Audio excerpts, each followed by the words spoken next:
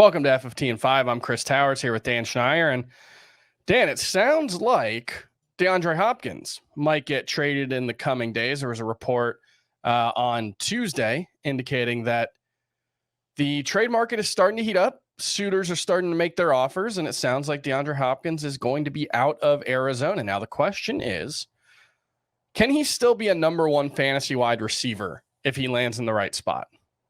I think so, Chris. I think we saw last year that despite the quarterback uncertainty, despite the fact that he was dealing in large parts with below average quarterback play, he still earned a lot of targets. And we've learned over the years that targets are earned. They're not. We used to think that this guy's going to get so many targets because he's here and in this situation, but really they're earned by getting open and getting separation. He can still do that on the underneath stuff.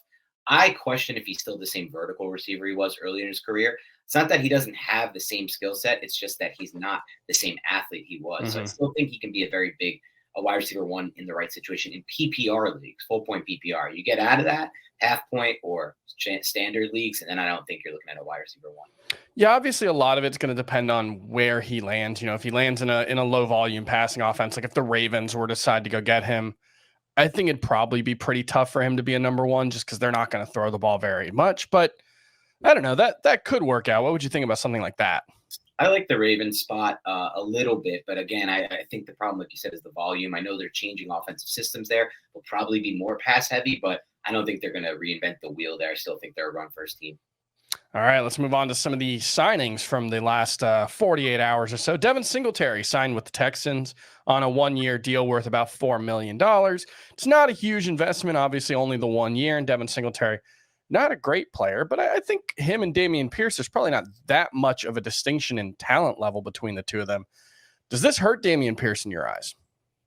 It does if you were expecting him to potentially be like the second year back that takes over, but I don't think I ever was, because if you look at his profile dating back to his time at Florida, he never had the workhorse volume. So I don't really think they expected that when they drafted him either. So it does hurt him because I don't really want to invest in a timeshare on a bad offense, but we'll have to see who they draft at quarterback in this draft and how fast he comes along. Yeah, I think the thing with Pierce was, they did try to use him as that clear number one guy. Rex Burkhead wasn't really involved. The problem was he did end up getting hurt, and that was the concern, was he never got used that way in Florida. They did use him that way as a rookie, and he ended up, suffering the ankle injury that cost him the last month or so of the season. So do they trust him to be that kind of guy, I think, is the bigger question. Another running back situation, Damien Harris goes to the Bills, actually replacing Devin Singletary. I know James Cook was someone that you specifically like the talent level. Does Damien Harris represent a big obstacle for James Cook to be fantasy relevant as a starter, or do you think this is just a depth signing? Not necessarily for me. What really concerns me more, and I love James Cook's talent, I think you saw at the end of the year the Bills started to lean on him more. What concerns me is they still have Hines on their roster too. So now it's like very similar situation to what they had last year. I almost feel like Harris just replaces Singletary, but I think you're going to see better volume from Cook. There were points last season where Singletary really was the lead guy there. I don't think Harris will be that at any point. I think that's really what the indicator for me as to why I'm still decently high on James Cook based on the talent level, and the price still isn't too bad there. All right, one of the other signings, Dalton Schultz signed with the Texans, tight end on a one-year deal. Didn't get the market that he likely was hoping for after a couple of nice seasons with the Cowboys. I think the stock is definitely pointing down for him going to a much worse passing offense, but this is one of those situations where there's very little competition for targets. You've got Nico Collins, who I think we find interesting, but hasn't really proven himself yet in the NFL. And then, Robert Woods, who I thought might be useful last year and looked pretty done coming off the ACL. So is Dalton Schultz still a top 12 tight end in Houston? I think so, Chris. And I've doubted the talent level with Schultz in the past. And then I kind of came around to it before last season, started watching a little more tape on him. I think he does a lot of those little things right in the past. It's almost like a Zach Ertz type situation, not a great athlete, but finds a way to get open.